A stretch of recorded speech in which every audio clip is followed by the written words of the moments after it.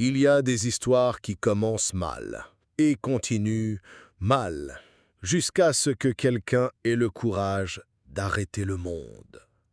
C'était un mardi matin, banal en apparence, quand un homme très riche a vu son propre passé exploser en plein jour. Et non, ce n'était pas à cause de la bourse, c'était à cause d'une jeune fille. Elle est arrivée tôt, CV en main, les yeux pleins de vécu, timide mais déterminée. Une tenue simple, bien repassée, des chaussures usées, les cheveux attachés avec un vieux chouchou bleu qui jurait avec le reste. Et pourtant, quelque chose en elle attirait le regard. Le patron de l'entreprise, un certain docteur Eduardo Bastos, qui n'avait de docteur que l'arrogance, l'a vue à la réception et a ricané. « C'est qui c'est là? Une stagiaire ou une caméra cachée ?» a-t-il murmuré au vigile. Ils ont ri, mais son rire s'est figé dès que la jeune fille a été appelée pour l'entretien. « Vous pouvez monter, mademoiselle. Isadora. » Isadora, un prénom beau et fort. Et c'est avec ce prénom qu'elle est entrée dans le bureau de l'homme le plus puissant de l'entreprise, comme on entre dans un tribunal avec la vérité en main. Eduardo l'a regardé de haut en bas, a parcouru son CV d'un œil lassé et a dit « Vous venez d'une école publique, n'est-ce pas? Bon, allons droit au but. Que recherchez-vous ici ?» Isadora n'a pas répondu tout de suite. Elle a pris une grande respiration et a dit « Mon objectif n'est pas seulement ce poste, monsieur Bastos. C'est de regarder dans les yeux de l'homme qui a détruit la vie de ma mère et de voir s'il a le courage de me reconnaître. » Le silence qui a suivi a été plus lourd qu'un orage. Eduardo a ri, mais d'un rire forcé, nerveux, comme celui de quelqu'un qui prétend comprendre une blague qui fait mal. « Comment ça ?» Elle l'a fixé. « Vous avez abandonné ma mère enceinte en 2001. Vous avez dit que vous partiez en voyage et vous n'êtes jamais revenu. Je suis né et elle n'a plus jamais été la même. » Elle s'appelait Patricia. Eduardo est devenu livide. Ce nom l'a frappé comme un coup de fouet ralenti. Patricia. Patricia. Mais avant qu'il ne puisse dire quoi que ce soit, Isadora a ajouté « Aujourd'hui, je ne viens pas seulement chercher un emploi, je viens chercher une réponse. » Et c'est là que le monde de cet homme a commencé à s'écrouler, car il y a des choses que l'argent ne peut cacher. Et le passé a des jambes longues, il court plus vite qu'un héritage maudit. Eduardo s'est levé d'un bond, la main tremblante, mais le regard se voulait ferme. Il essayait de garder le contrôle, de rester l'homme que le monde voyait, le cadre froid, calculateur, au-dessus de tout soupçon.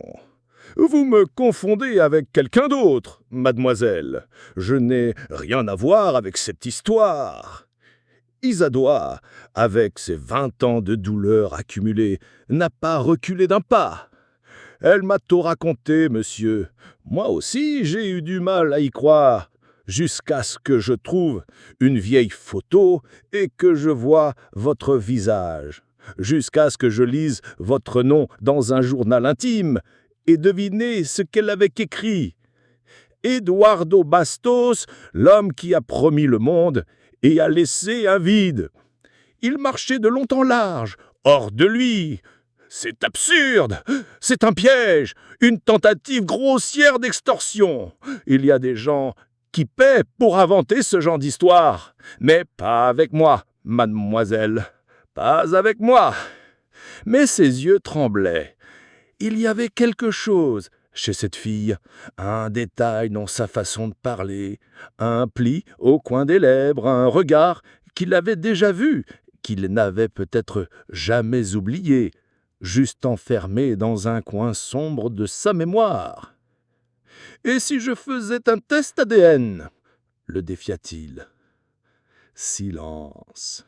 « Ou mieux encore, vous le feriez-vous » Eduardo se figea. « Je vais appeler le service juridique » menaça-t-il, agrippant le téléphone comme une arme. « Appelez, mais appelez aussi votre conscience, si vous en avez encore une. » Et avant de sortir, elle a laissé une dernière phrase résonner dans les moquettes de luxe et les murs froids de cet empire de mensonges. « La vérité, monsieur Bastos, n'a pas de badge. » Cette nuit-là, Eduardo n'a pas dormi. Il a essayé. Il s'est tourné dans ses draps en coton égyptien, a allumé la télé, bu un whisky. Rien n'allégeait le poids sur sa poitrine. Patricia. La dernière fois qu'il avait entendu ce prénom, c'était il y a 22 ans. Jeune, ambitieux, fraîchement diplômé, la tête pleine de promesses creuses. Elle était serveuse dans un petit restaurant où les collègues allaient les vendredis. Il l'avait rencontrée entre une bière et une autre. Il y avait chez elle quelque chose d'envoûtant, un rire timide, une façon d'écouter comme si le monde s'arrêtait quand quelqu'un parlait. Ils étaient restés ensemble 3 mois. 3. Et une simple promotion à Sao Paulo avait suffi pour qu'il disparaisse de sa vie comme s'il n'avait jamais existé. Il s'en souvenait, oui. Il faisait juste semblant de ne pas. Mais maintenant, le passé revenait, avec un visage, une voix et une accusation de paternité. Au fond d'un tiroir, il chercha une boîte. Oui, il gardait quelques souvenirs, par nostalgie, par faiblesse peut-être. Il trouva une photo, lui et Patricia, jeunes, sourire aux lèvres, et elle, la main posée sur son ventre. C'était le dernier jour avant son départ.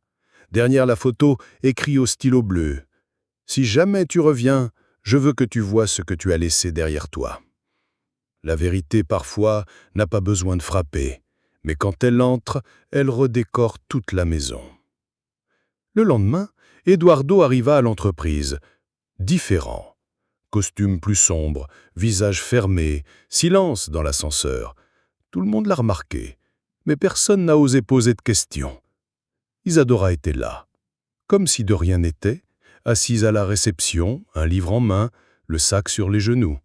On aurait dit qu'elle attendait un nouvel entretien, ou peut-être des excuses. Eduardo s'est arrêté devant elle. Les mots ne sortaient pas. Ses yeux voulaient fuir, mais les siens ne laissaient pas.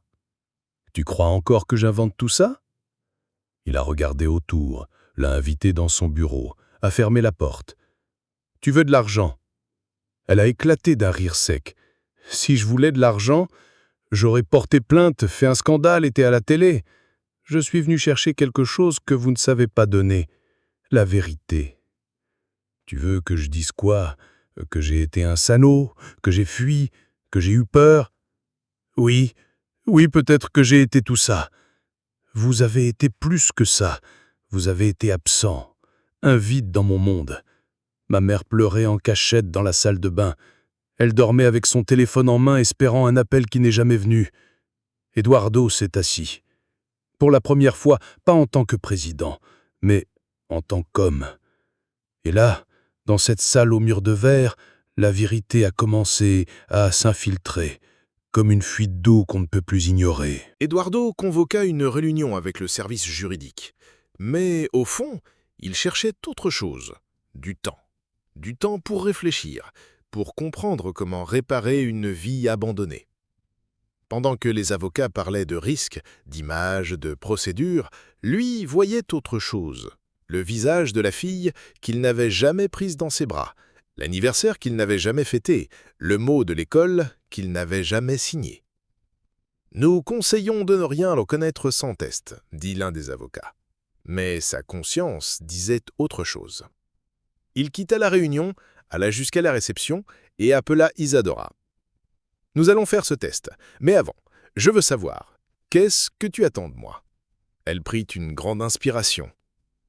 Je voudrais que quelqu'un me regarde et me dise « Je t'ai vu grandir, même de loin, mais je sais que vous ne pouvez pas dire ça.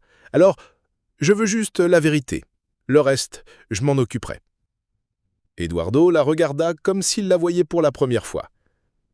La vérité peut faire mal, mais elle peut aussi libérer. À cet instant, il comprit. Ce n'était plus ce qu'elle voulait, c'était ce qu'il lui devait.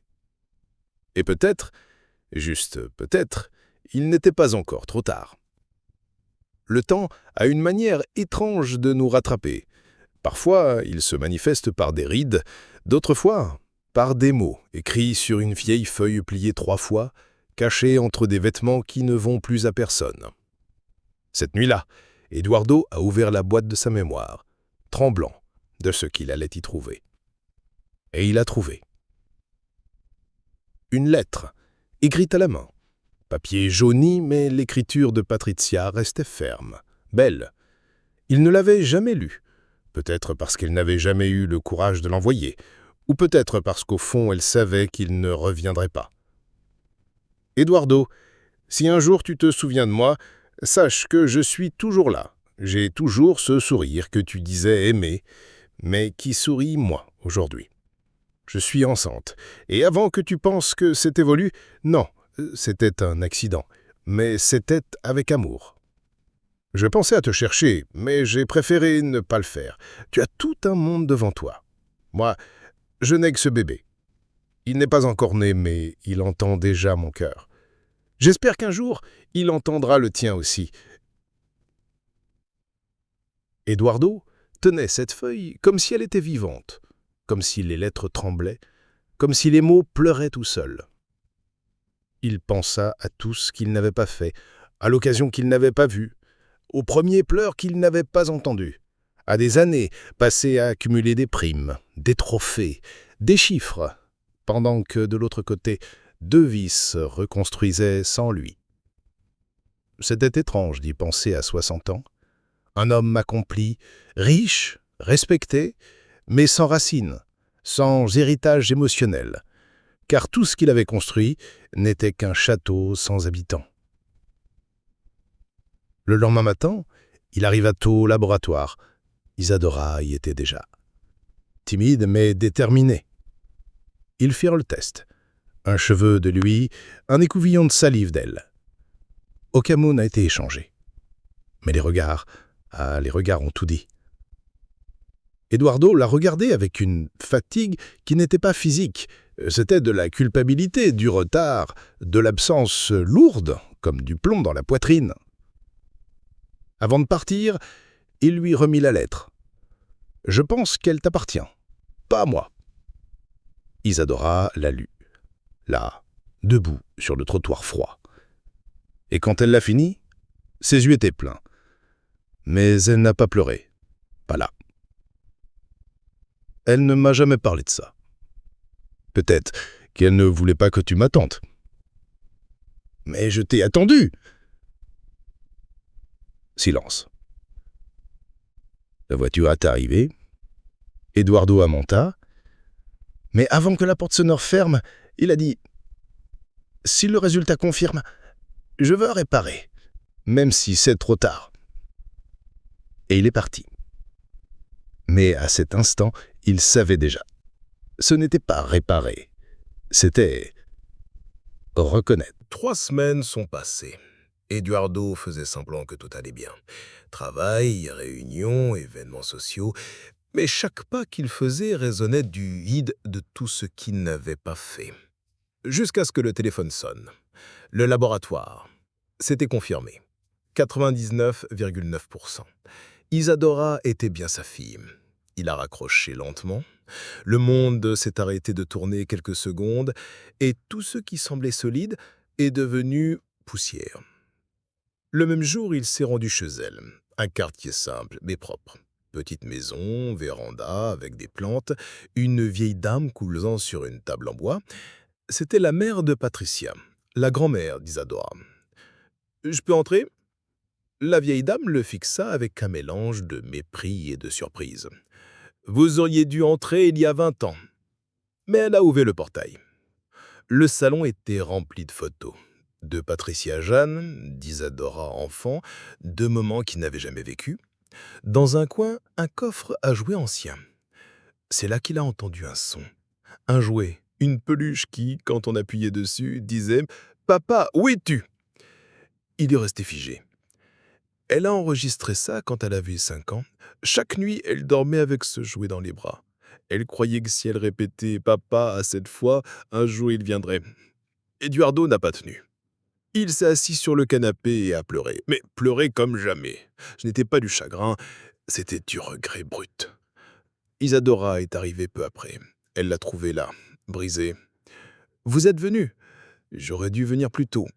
Mais vous êtes venu. » Ils se sont regardés longuement, sans besoin de plus. Car parfois, la douleur est telle que le silence devient pardon. Eduardo sortit une petite boîte de sa poche.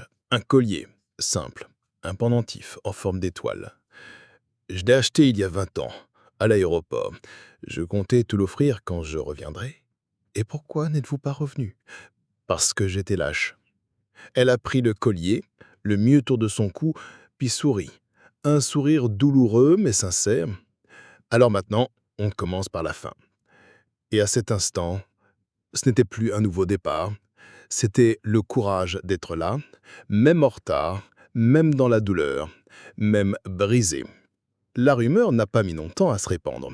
D'abord des chuchotements dans les couloirs, puis un mail anonyme intitulé « Fille du patron » ou « Escroquerie émotionnelle » qui a circulé comme une épidémie numérique. Et bientôt, le nom d'Isadora était sur toutes les lèvres, entre jugements, rumeurs et regards en coin. Certains disaient que c'était une arnaque, d'autres un chantage, mais aucun ne connaissait la lettre, le jouet qui parlait, ni les larmes enfouies pendant 20 ans. Lundi matin, Eduardo entra dans le bâtiment, tête haute. Il portait une pochette. À l'intérieur, le rapport du test d'ADN. Il convoqua tous les directeurs dans la salle de réunion. Isadora était assise au fond, silencieuse mais présente. « Messieurs, aujourd'hui nous allons interrompre l'ordre du jour, » commença-t-il. « J'ai quelque chose de personnel à dire, et aussi de professionnel. » Il ouvrit la pochette, déposa le document sur la table. « Voici ma fille. À partir d'aujourd'hui, elle portera le nom de Bastos, car même si j'ai mis trop de temps à la regarder, désormais plus personne ne fera semblant qu'elle n'existe pas. » Silence. Un des directeurs, plus âgé, tout ça. « Docteur Bastos, avec tout le respect, vous pensez qu'il soit prudent d'impliquer les affaires personnelles dans la gestion de l'entreprise ?» Eduardo se leva, le regarda dans les yeux. « Vous avez des enfants, Silverio ?»« Oui, 2. » Alors imaginez que l'un d'eux soit là, invisible, ignoré par vous toute sa vie. Imaginez le regarder dans les yeux et faire semblant de rien sentir. Vous appelez ça de la prudence ? Silverio se tut. Un autre tenta d'apaiser. Et l'image de l'entreprise, monsieur, les médias, les actionnaires.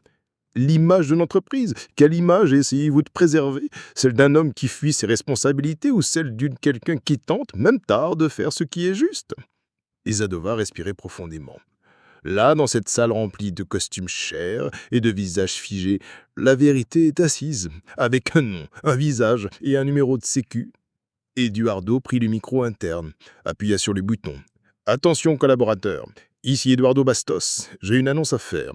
La jeune Isadora Patricia da Silva s'appelle désormais Isadora Patricia Bastos, et si quelqu'un a un problème avec ça, qu'il s'adresse directement à moi. » Il coupa. Réunion terminée. Il quitta la salle tête chaude, et elle le suivit. Dehors, dans les couloirs, ils se regardèrent. « Vous n'étiez pas obligé de faire ça. »« Si, parce que le monde doit comprendre qu'on n'efface pas quelqu'un juste parce que c'est plus facile de fuir son passé. » Et à cet instant, pour la première fois, elle se sentit exister. La vie est pleine d'ironie. Et peut-être la plus grande, c'est celle-ci. Le temps ne revient pas, mais parfois il s'agenouille et demande pardon. 2 semaines plus tard, Eduardo est arrivé chez Isadora avec un album photo. Un vieux usé, mais rempli de tentatives de mémoire.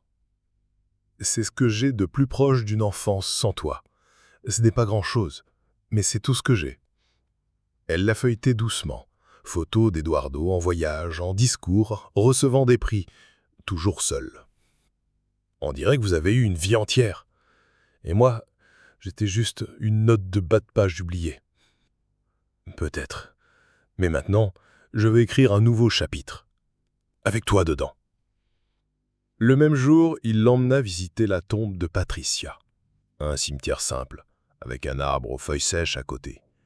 Il n'y avait jamais mis de fleurs. C'était la première fois. « Pardonne-moi, Patricia, » murmura-t-il, « pour tout, pour ne pas avoir été l'homme dont tu avais besoin. » Isadora s'agenouilla, toucha la pierre froide. Et pour la première fois, elle pleura. « Maman, il est venu !» Le vent souffla fort. Les feuilles de l'arbre dansaient comme si elles fêtaient cette arrivée tardive. Ils rentrèrent chez eux, en silence, mais un silence léger, le genre qui guérit. En fin d'après-midi, assis sur la véranda, Eduardo lui fit une proposition. « Je veux créer une fondation au nom de ta mère, pour aider les mères seules, pour qu'aucune autre Patricia ne vive ce qu'elle a vécu. » Isadora sourit. « On l'appellera Projet Étoile, parce que c'est ce qu'elle était. Et toi aussi. Sauf que maintenant, je te vois. » Et à cet instant, ce n'était plus seulement du pardon, c'était de l'héritage, c'était de la justice, c'était de l'amour. Oui, en retard, mais de l'amour tout de même. Signer un papier peut sembler anodin, un stylo à la main, un nom sur une ligne. Mais ce jour-là, dans cette salle de notaire, Isadora tenait le stylo comme on tient la foudre. Eduardo était à ses côtés. Costume bleu marine, cravate sobre, mais les mains moites. Comme s'il savait qu'à cet instant, chaque lettre écrite refermait une plaie. « Vous pouvez signer ici, mademoiselle, » dit le greffier. Isadora inspira profondément. L'air semblait lourd. Le silence de la pièce amplifiait le bruit de son cœur battant. Elle regarda son père.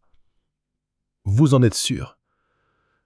Si je pouvais remonter le temps, je t'aurais donné ce nom le jour de ta naissance. Mais puisque je ne peux pas, je veux au moins être là aujourd'hui. » Elle acquiesça et signa. Isadora Patricia Bastos. 3 noms, 3 histoires, 3 blessures qui se refermaient sur une seule peau. À la sortie du bureau, il pleuvait finement. Eduardo ouvrit le parapluie, tendit le bras et dit « À partir de maintenant, s'il pleut, je te couvre. » Elle rit. « Vous essayez d'être poétique ? J'essaie d'être père. » Et à cet instant, peut-être pour la première fois de sa vie, il l'était. Plus tard, ils fêtèrent ça dans un petit restaurant. Choix d'Isadora. C'était l'endroit préféré de sa mère. Table en bois, sol en carreau ancien, une radio jouant du samba des années 90. Ils s'assirent à coin. Commanderie beignets et du guarana. Le monde est drôle, hein ? J'ai passé des années à croire que j'étais la fille de personne, et maintenant je suis assise avec un homme que tout le pays connaît. Et je vois que vous êtes juste un humain. Oui, l'argent achète beaucoup de choses, mais pas le temps perdu. Mais il peut acheter des beignets. Et s'ils sont remplis d'affection, ils valent de l'or. Ce jour-là, elle prit une photo de 2, la publia sur les réseaux, avec cette légende « Il a mis du temps, mais il est venu ». L'image devint virale. Des milliers de commentaires, des gens émouvaient, d'autres sceptiques, certains criant à l'arnaque, d'autres miracles. Mais rien de tout ça n'avait d'importance. Car à cette table, entre 2 bouchées, 2 mondes s'étaient rencontrés. Et l'absence qui un jour avait tranché comme une lame, commençait à cicatriser avec le goût d'un câlin. Quelques jours plus tard, Isadora arriva au bureau avec une photo à la main. « J'ai trouvé ça au fond du tiroir de ma grand-mère. » Eduardo la prit. C'était une vieille Polaroid. Patricia était assise sur un banc de parc, le ventre déjà arrondi, tenant une glace. Un regard perdu mais beau. Comme quelqu'un qui espère tout en sachant que l'espoir est vain. « Elle venait ici chaque dimanche, » expliqua Isadora. « Elle disait que c'était là que vivaient ses rêves. Et moi, j'étais le voleur de ses rêves. Non, vous n'étiez que la raison de l'attente. Mais elle a toujours cru que vous viendriez un jour. Eduardo s'assit, fixant la photo. Une larme coula. Pas de pitié. Mais pour tout ce qui n'avait pas été dit, pour toutes les fois où il avait choisi de fuir, pour tous les dimanches où elle s'était assise là, la glace fondante, le cœur refroidissant. Isadora, tu crois qu'un jour elle m'aurait pardonné? Elle réfléchit et répondit doucement. Ma mère aimait plus fort que la douleur. Je pense que oui, elle vous aurait pardonné, parce qu'elle m'a appris à aimer même ceux qui a blessé. Cet après-midi-là, Eduardo fit quelque chose qu'il n'avait jamais fait à l'entreprise. Il fit imprimer la photo, la fit encadrer et la suspendit à l'accueil. Certains employés trouvèrent cela étrange, d'autres chuchotèrent. Mais à côté du cadre, il fit graver une plaque avec cette phrase. Cette femme a cru, quand plus personne ne croyait. Et à cet instant, elle devint le symbole de ce qui soutient vraiment un empire, l'amour qui persiste. Les choses semblaient enfin avancer. La fondation Projet Étoile prenait forme. Isadora avait été officiellement embauchée comme responsable des projets sociaux. Et Eduardo commençait à comprendre qu'être père, ce n'est pas un nom dans un registre, c'est une présence. Mais juste au moment où la vie s'alignait, le destin donna une claque. Ce vendredi matin-là, le téléphone sonna tôt. C'était la grand-mère d'Isadora, voix tremblante. Elle ne s'est pas réveillée. Isadora, elle ne s'est pas réveillée. Eduardo fonça chez elle. Porte ouverte, voisins arrivant, visage plein de larmes. Dans la chambre, Isadora était allongée sur le lit, les yeux fermés, paisible, mais froide. Un anévrisme, silencieux, traître et fatal. La fille qu'il venait à peine d'apprendre à appeler « ma fille » reposait maintenant entre les fleurs, pendant que son monde s'effondrait. Dans le salon, une enveloppa à son nom. Eduardo l'ouvrit avec des doigts tremblants. « Papa, si tu lis ceci, c'est que le temps a couru plus vite que nous.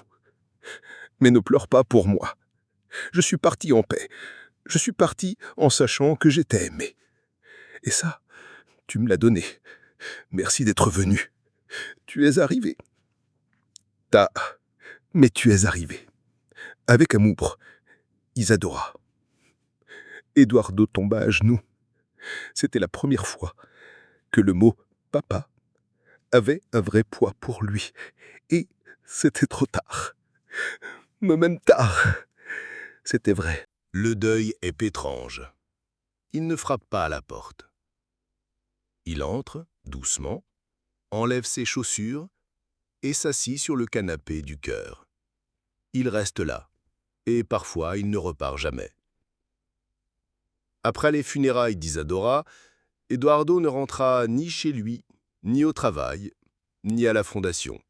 Il prit la voiture et roula sans but, jusqu'à ce qu'il s'arrête là.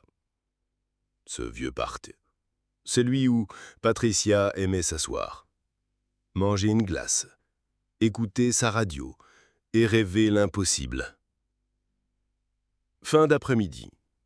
Le ciel était gris-rosé. Les arbres chuchotaient dans le vent. Les bancs de bois étaient toujours là, avec les mêmes fissures, la même odeur de peinture écaillée et d'espérance ancienne. Eduardo marcha jusqu'au 3e banc, à gauche de l'arbre tordu. C'est là que la photo avait été prise. Elle enceinte, glace à la main, sourire en coin, et un enfant qu'elle ne connaîtra jamais.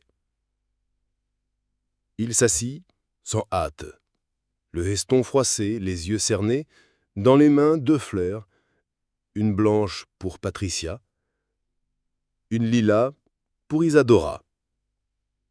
Il fixa le sol des minutes, peut-être des heures, puis sortit de sa poche un papier plié, la lettre laissée par Isadora. « Papa, si tu lis ceci, c'est que le temps a couru plus vite que nous. » Il lut en silence. Une fois, deux, trois, et chaque mot le transperçait. Comme si elle lui parlait encore, comme si elle était à côté, comme si le vent, c'était sa voix murmurant « Tu es arrivé ». La phrase résonnait. Oui, il était arrivé. Mais le prix était trop lourd. De l'autre côté du parc, des enfants jouaient, une dame vendait du pop-corn. La vie continuait. Cruelle, indifférente, mais belle, et lui figé là dans une mémoire douloureuse. Une petite fille s'approcha. Elle devait avoir 6 ans. Cheveux attachés avec un ruban rouge, chaussures de travers, robe au coton bon marché. « Monsieur, pourquoi vous êtes triste ?» Eduardo essaya de sourire. « Parce qu'il y a des gens qu'on aime, même si on a mis trop de temps pour le leur dire. » Elle regardait, sans bien comprendre. « Maman dit que la tristesse, c'est quand le cœur devient tout noir, mais qu'un câlin peut tout éclairer. » Et sans demander, elle l'a étreint. Un câlin petit, léger, mais qui fit exploser cet homme comme une bombe silencieuse.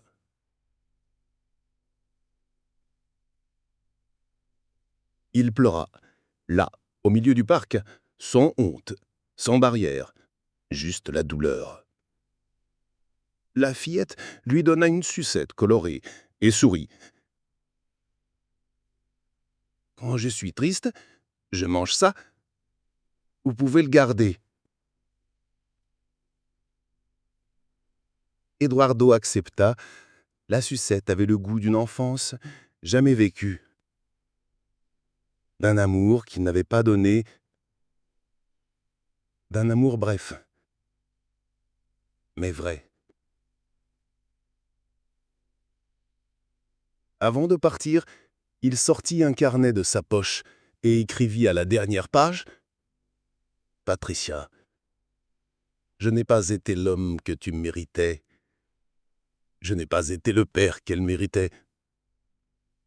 Mais aujourd'hui, je suis ce qui reste de moi, après vous deux. Merci de m'avoir aimé, même sans garantie. Je vous porte en moi. Toujours. » Il plia le papier, l'enfouit doucement sous l'arbre et s'éloigna. Pas lent.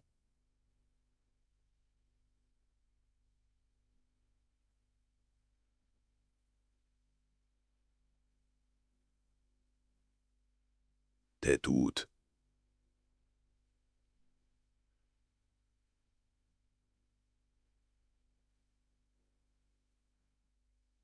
Cœur ouvert. Car là, sur ce vieux banc de bois, dans cette terre couverte de feuilles mortes, il avait enterré l'homme qu'il fut. Et commençait, là même, à devenir celui qu'il aurait dû être.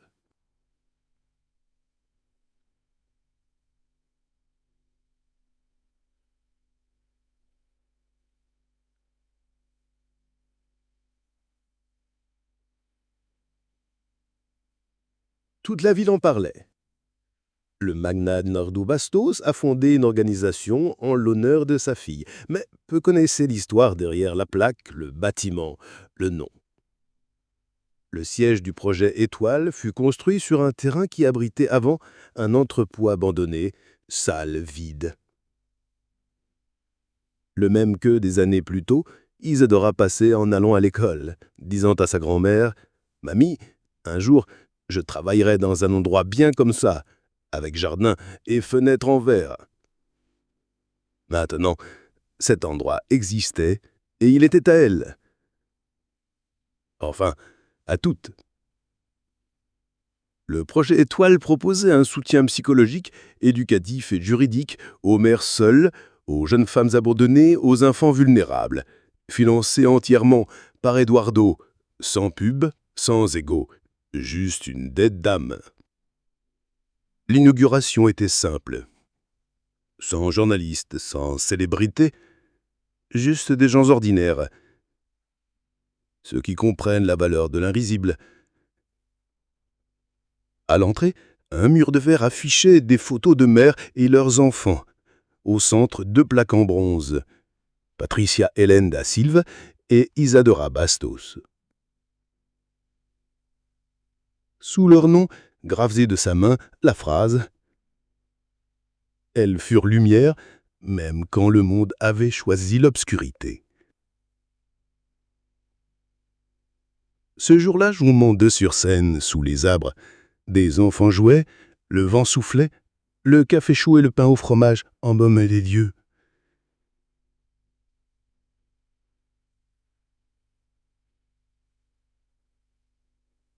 Sans costume, sans titre, juste Eduardo. Il respira.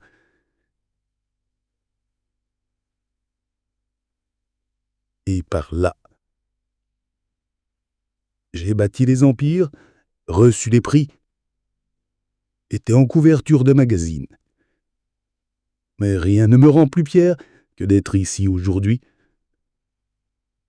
Parce que cette fondation, ce n'est pas de la charité, c'est une dette envers celles qui ont cru en moi, même quand j'ai fui. Pause. Larmes aux yeux. Isadora m'a appris à être père quand il était trop tard, et malgré ça, elle m'a accepté. Sa mère, Patricia, croyait à l'impossible et aimait sans contrat. Dans le public, des mères se prenaient dans les bras, d'autres baissaient simplement la tête en silence. Je ne peux pas revenir en arrière, mais je peux faire en sorte que d'autres histoires aient un meilleur départ. Si un seul enfant est embrassé grâce à ce lieu,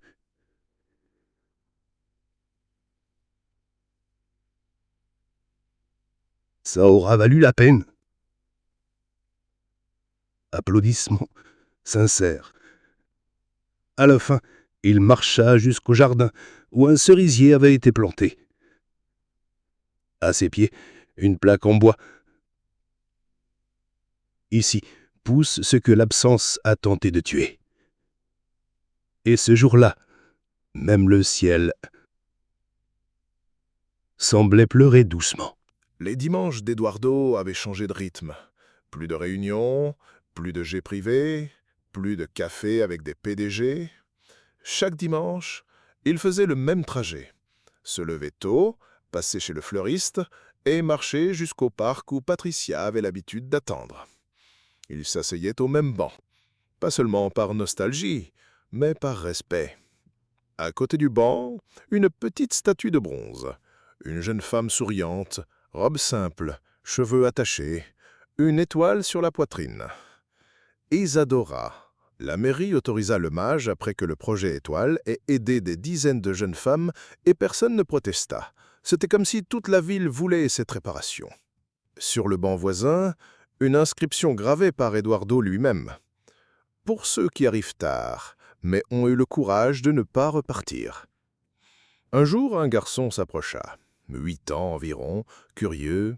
« Monsieur, c'est qui la dame de la statue ?» Eduardo sourit, se baissa à sa hauteur.